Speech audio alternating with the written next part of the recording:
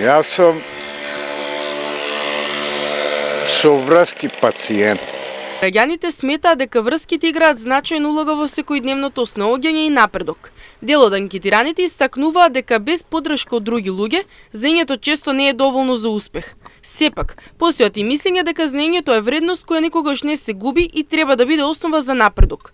Дури некои од граѓаните отворено признаваат дека лично се потпреле на врски за да постигнат одредени цели. Треба да се одржавате врски. Или не е правилно? Колку е правилно? Скроз.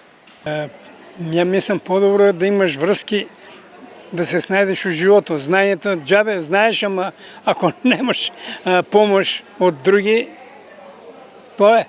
А тоа не е правилно. Не. Што знам, мислам дека не е правилно. Некој што ќе ти помогне се за интерес и тоа да го кажеме. Ќе ти помогнам, ама услуга за услуга. И сега таа услуга како ќе биде, колку ќе биде. Мнозинството штипјани велат дека иако врските се битни, сепак таквиот систем не е секогаш праведен. Доколку не постоеја овие врски, дури и одредени лица признаваат дека не би можеле да дојдат во Штип и да се лекуваат. Соврски пациент. Соврски. Струмица. Значи, тука во Штип дојдех со врски. Ако немак врски, ништо. Битнес. Па знаењето никогаш не губе.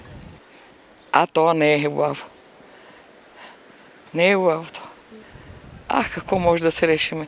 Се може да решиме, тоа не може да го изуме. Од секојаш постојали и ќе постоат.